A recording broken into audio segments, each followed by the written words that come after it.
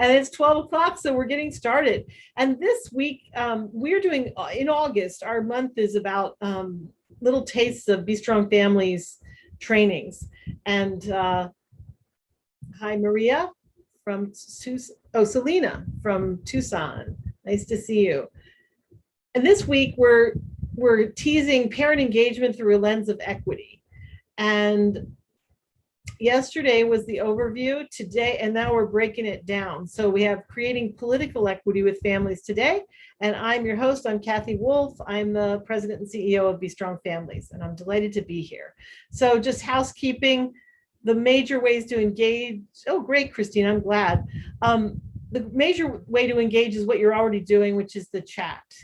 And if you would like to say something, then you raise your hand. Andrew, who's in the background, thank you, Andrew, will unmute you, and you will unmute yourself and you'll be able to talk. So that's how to engage. And then just whenever Be Strong Families does anything, we have agreements in recognition that we co-create this safe space together. So if you can agree to these agreements, do like Christina did and Andrew did, and just type I agree in the chat. We have a small group today. This will be available on YouTube as well. So if any of your colleagues, if you really like it and you want your colleagues to be able to access it, all you have to do is let them know to go to our website or our YouTube channel. Great, so let's get started because we only have a half an hour. And we'll get started with the fact that there are three types of equity that we talk about in parent engagement through a lens of equity. One is political, one is social, and one is economic. And tomorrow is social with Sarah, and Thursday is economic with Sarita, and I'm charged with political equity today. So, what's political equity? The first thing I did was kind of grab some definitions from other contexts other than family support. There's something that's not coming on, Andrew. Just put them all up there. Right. So the National Academy of Public Administration defines political equity or equity as fair, just, and equitable management of all institutions serving the public directly or by contract, fair, just, and equitable distribution of public services and implementation of public policy, and the commitment to promote fairness, justice, and equity in the formation of public policy. So I mean, the words that jumped out at me from this definition are fair, just, and equitable, because in essence, equity is a means of achieving equality. And this is, from the public domain when you're thinking about government. And when you look at what political equality is, it's the extent to which citizens have an equal voice in governmental decisions. So we talk about fair, just, equitable, means of achieving equality and voice. So what does this mean for family support programs or family serving programs? In this context, when we talk about political equity, what we're talking about is sharing power with the people who are participants in the program or service recipients. And often people do this under the label of parent or family leadership, but parent or family leadership or parent or family engagement doesn't always mean, in the context of family support programs, sharing power. So what we say is that political equity means not only creating room at every decision-making table, but also structuring the conversations at the table so that all voices are heard and respected and valued. So that's a high bar. Let's talk about what we've seen in family support programs. Let's talk about what we've seen in family support programs as examples of political equity. So if you're co-designing programs and activities with program participants, that's an example of political equity. And an example that might be, I think, it sounds like a big word, co-design, but it's really about, you're going to have something going on. You're going to have an activity. You're going to have a daddy-daughter dance, or you're going to have a vaccination fair. And instead of the staff planning it and implementing it, you're really doing it with program participants. And why that helps is it helps the program because then you're you're getting the best chance of there being a lot of attendees, right? Because you got your planning committee who's going to help recruit people, and you're designing the program itself so that it's likely to be popular or for the people that are intended to take advantage of it. This is also another example of political equity, is training program participants to facilitate programs and activities. Parent cafes are an example of that. You know, we teach a lot of people how to do parent cafes, and they were from the beginning by the people for the people. So the idea is that it's not about staff delivering cafes for families, it's about staff supporting parent-led teams to be able to facilitate or host cafes. This last one was part of our definition. So it's ensuring meetings are structured and implemented so that all voices are heard and valued equally. Implementing decisions made by and this idea suggested by program participants into the direction of your program or organization. So the meetings piece is that it's easy to say we invited people, and it's easy even to maybe incentivize people to attend. That'll be under economic equity. But sometimes you have people sitting at the table, but you don't structure the conversation so that they understand what's going on, or so that they can, you know, that they really are encouraged or feel encouraged to speak and to participate. And there's a lot of work that goes into making sure that a meeting is accessible to everybody. And then once parents or participants, program participants, family members give you ideas, such as in the co-designing of the programs or at a meeting, if they go over like a lead balloon, so to speak, if they aren't implemented or they're not, you know, attended to, that is really counterproductive and doesn't create political equity. And it also doesn't encourage family engagement. So the last example that we're going to give, and this is not a list of all possible ways that programs can create political equity with participants. It's a subset to give you an idea of the types of things that would fall under this kind of equity.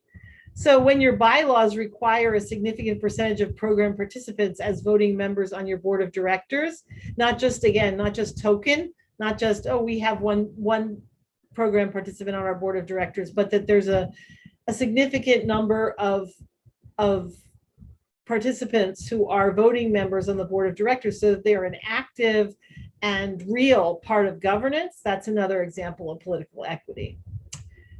So I think political equity is kind of by the people for the people, or by the people with the people. And now we're going to turn it over to conversation about what you're doing. So our first question for you is, what is your experience creating political equity with parents and families? Or how does it show up in the program that you work for or with? Or in programs that you've participated, if you're a parent and a family member attending, when you've gone to different programs, how do they create political equity? What are they doing to engage you in the actual meat of the program?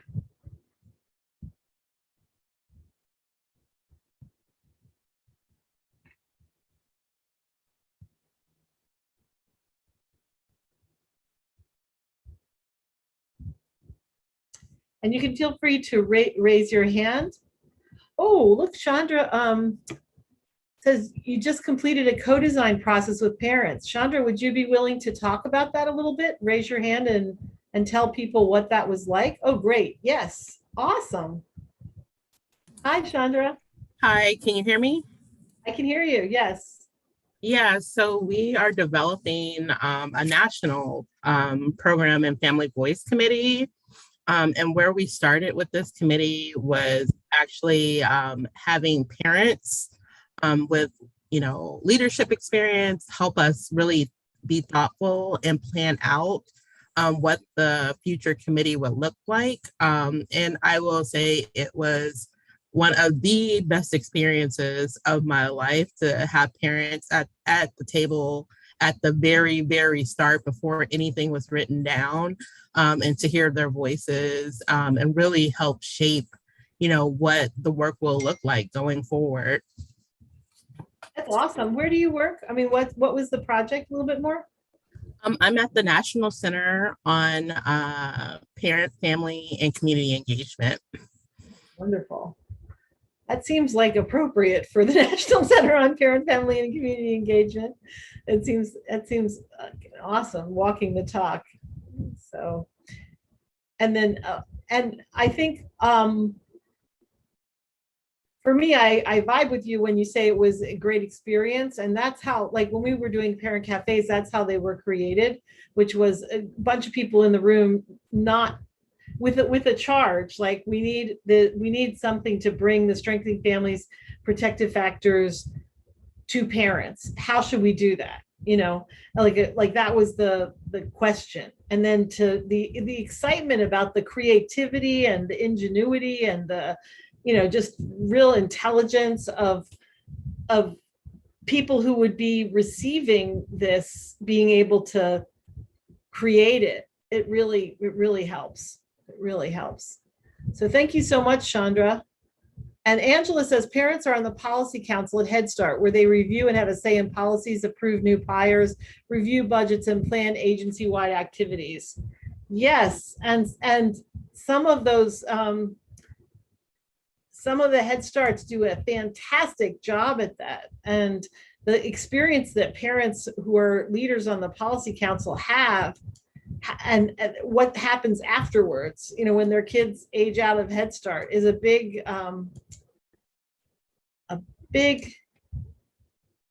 question and a lot of times for them. And it's a very big disappointment if they're not able to take leadership roles as they did in Head Start. And Angela says, I should say a small group of parents, not all parents. Mm-hmm. And Christina says, I just became a parent leader with the Family Engagement Advocacy Council. And we did our first cafe last month, and we're trying to get our voices heard to make change within the child welfare system in our community. Fabulous, Christina. Wow.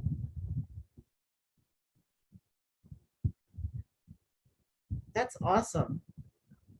You want to talk a little bit about the kinds of changes within the child welfare system and your community that you're envisioning? That would be great.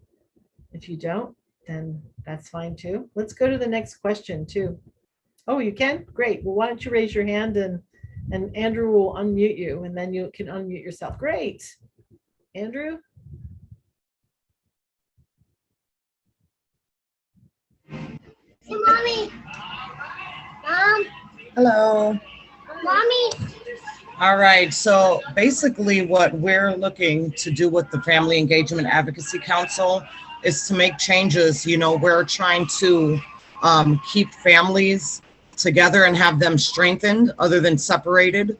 We are also looking to keep funding within our community and not, to support a broken system that is not providing the families in our community that need the assistance. So basically, we're also just trying to put families on the right track and show them that there are other people that have been through situations that they are, and we all do have a voice. And whether we decide to use it or not, I was blessed that I had the opportunity to become a member of the Family Engagement Advocacy Council, to be there and show support for other families, going through things and push for that change within our community and within the child welfare system. Wonderful. Thank you, Christina. Where is Mommy. Family Engagement? Well, we're right now located in Fort Lauderdale, Florida. We are just starting. I want to say I just joined and I'm in 3 months, and I think the girls have been like 3 months before me. So we're just, starting. I'm creating our social media platforms right now. We're getting our webpage put together, creating our logo, setting up our vision and our mission statements and everything like that to get rolling. I am a member of the Race Equity Work Group and also the People of Color Caucus here in Fort Lauderdale, Florida. So there are a little bit of doors that were open opening for me to give me the opportunity to be a voice and to help to make the change. Fabulous. And I have a question, which is that's going to be a national effort, or is this a local effort? Right now, we're starting locally, but within our first support group, we actually had a lot of people from Dade County and from Palm Beach County reaching out to us. So we're starting right now, but our door is open to anybody in need of the assistance, you know, and the support, because we are families, parents, and, you know, it always helps to make us stronger knowing that somebody is supporting us on the other side. Got it. That's great. So it could be statewide pretty fast. Yes, we're hoping, keeping fingers crossed. Fabulous. Thank you, Christina. Let's go to the next Thank question. you. Next question. So the next question is, what are the barriers to political equity, to creating political equity in a program or in an agency? What are the barriers to political equity?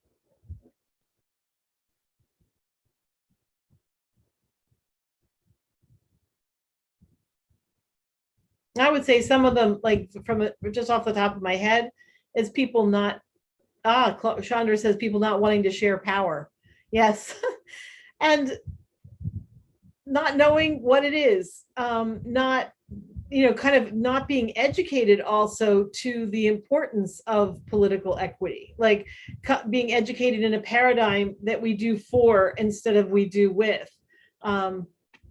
Getting everyone on the same page, Christina says. Yes, a barrier to political equity, getting everyone on the same page.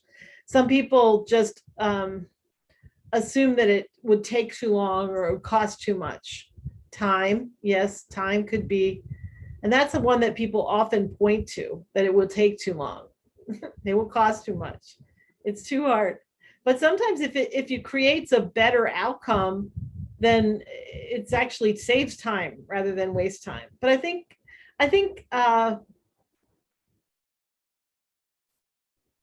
the question is, if you're finding interested people, Silka Rover says, finding interested people. Yeah, I think that's also one at programs that, if you say political equity, that it's a big phrase and it doesn't resonate with some people. That's why I think, in our field, the family engagement, like Christina was talking about, that political equity is actually hardwired into effective family engagement. Let's go to the next question.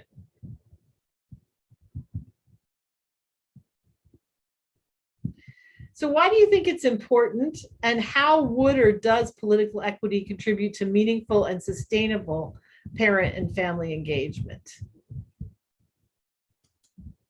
Those are two questions, really, but we can do the first one. Why do you think political equity is important? Fairness, justice, equality, voice. Christina says, once the foundation is laid and everyone works together to achieve the same goal, it should come easier.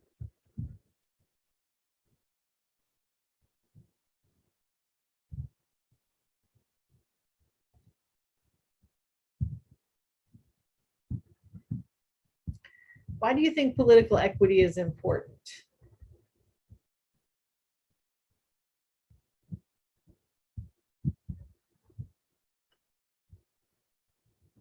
So people believe in something that they're part of and had a voice in. Yeah, they believe in, and also they're more likely to access it, more likely to use it, to think positively about it. We stress, Bridget, you want to make it to panelists and attendees, but we stress that parents are partners and we have to follow through and allow them to have their say. Yeah, allow them to have their say and then follow through and do what they suggest. And Maria says for growth. Dana has her hand raised. Dana, would you like to speak? We're unmuting you. You have to unmute yourself. Chandra says the parents and families are at the foundation of the work. Without them, this work doesn't exist. Dana? Yes, hi there. One of the things that I felt working, I was a foster parent for over 10 years in Illinois. And one of the things I felt was the biggest gap in connecting that whole pie piece was that I cannot remember a single event where biological parents and foster parents were in the same room working together. It created a system where it's us against them instead of all of us working together for the benefit of the kids. And when you don't have that political equity, it is really easy to be, it's us or me against the world or us against them. It's very easy to kind of fall into that role. And then you get so embroiled in that you lose sight of what's the important piece here. It's actually the children and supporting the families. Thank you, Dana. Well said.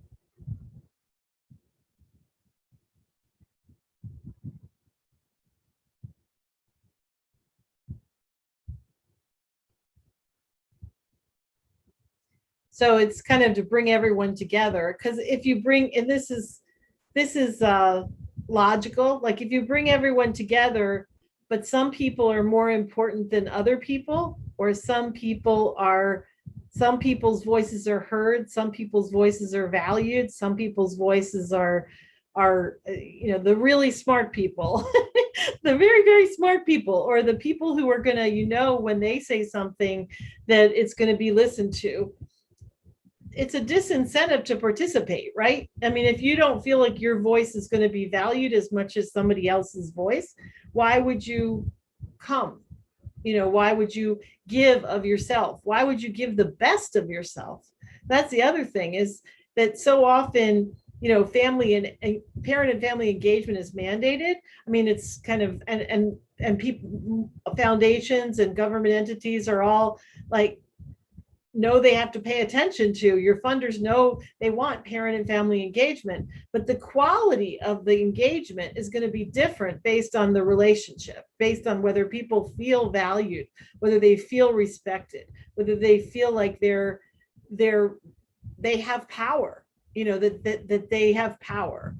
So Christina says we become stronger when we work together and everyone is valued equally. Yes, stronger together when everyone is valued equally, when it's understood that people have different perspectives and different different ways of different experiences that create their perspectives, but that we need, and to me, like why it's also very important is that I really think that if you create things without the people who they're intended to serve, they're just not going to be very good.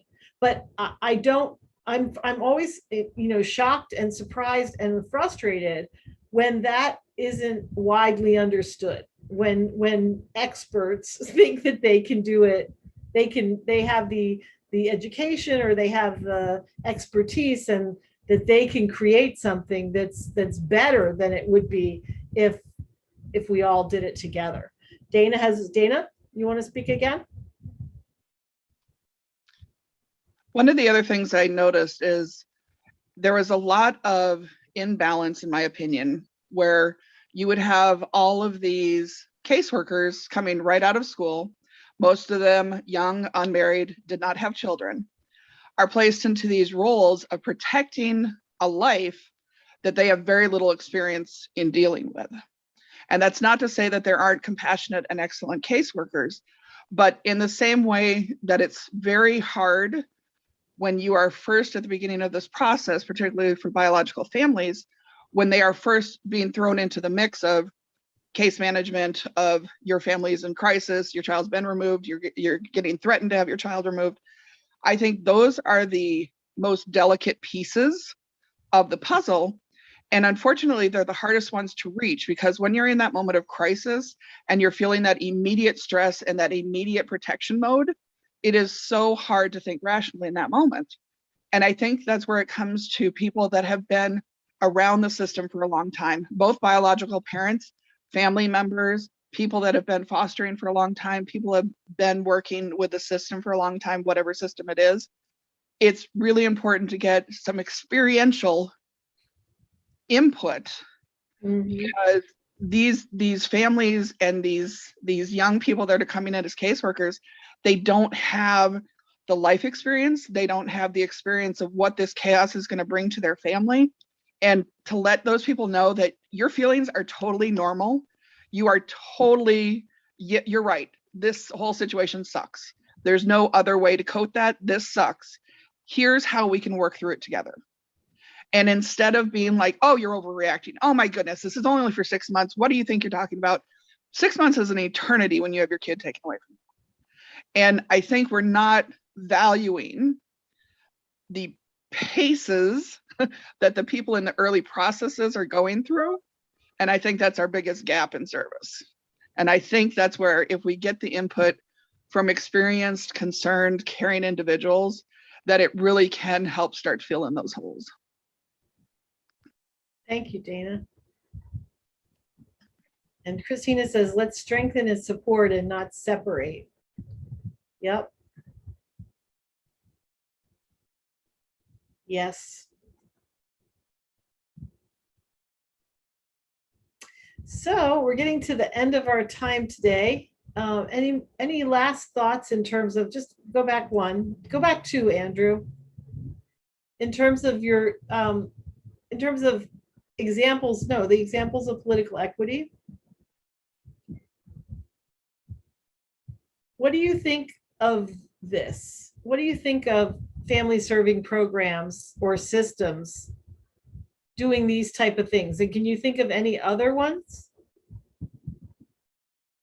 So we have co-design, which we've gotten some people here who have experience with, and then doing programs with instead of for. A lot of, in the child welfare system, there's parent mentors, birth parent mentors and others that can, other kinds of innovations, shared parenting innovations, where people can facilitate programs and activities together.